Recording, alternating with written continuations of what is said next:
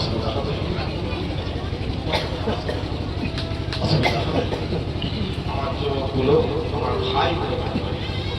একটা কথা তুমি আমার দুনিয়ার বাপকে গাল দিলে তুমি আমাকে গাল দেবে মেনে নিয়ে তুমি আমার বাপ মাকে গালাগালি করবে মেনে নিয়ে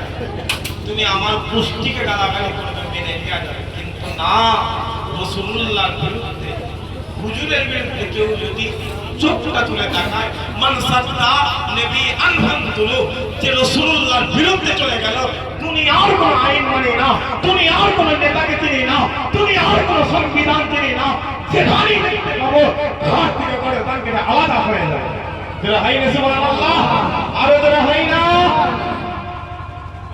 মুসলমান আপনি কি ভাবছেন নামাজ পড়ে পড়ে জান্নাতে যাবেন না না ইবলিস বড় আলেম আপনি কি ভাবছেন রোজা রেখে রেখে জান্নাতে যাবেন না না রোজা রেখে রেখে রাসূলুল্লাহ ইসকে বলে রোজা পড়ো হুজুরের আগমন হয়ে যাবে নামাজ পড়া যাবে দুনিয়ার জিন্দেগিতে দুনিয়ার জীবনে নবী নবী নবী নবী নবী নবী নবী নবী নবী নবী নবী নবী করবে আল্লাহ দুনিয়া আখিরাতকে কামিয়াব করে দেবে একবার জোরে বলে আরে জোরে হয় না আরেকটা কথা বলে তৈরি কারণ সামনে এমন থেকে বেরোতে সেই দিনে কি ফলে ঠকে করতে ময়দানে নাম পেতে রাজি আছেন তো দেখে না দেখতে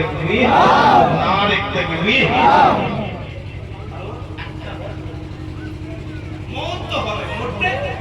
হবে ওই মৌত আমাকে জাহান্নামে নিয়ে যাবে কি জান্নাতে নিয়ে যাবে আমি জানি না আমার মৌত আমি আজ নবিয়ানা মাহফিলে দাঁড়িয়ে আছি আমার মৌত কুকুরের মতো হতে পারে আমি রাসূলুল্লাহ মেম্বারে দাঁড়িয়ে রয়েছে আমার কালমা নাও বেরোতে পারে কিন্তু আল্লাহর জন্য ন্যায়ের জন্য দ্বীনের জন্য যে জায়গাতে পড়বে ১৫০০ বছর আগে রাসূলুল্লাহ সাহাবারা বলেছিল আল্লাহ দুনিয়াতে জান্নাত সার্টিফিকেট দিয়েছিল আমরাও মরে যাব আমাদের লাশ কুকুরে খেয়ে দিক আমাদের লাশ পুড়িয়ে দিক দেখার দরকার নেই আমাদের রূহ আল্লাহ তাআলা জান্নাতে হাজির হয়ে যাবে আমাদের হয় না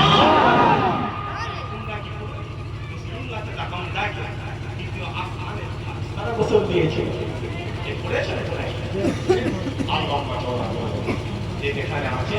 তাদের গায়ে জুতো আছে সকলে জুতো খুলে তারা রাসূলুল্লাহ তাআলা সালাম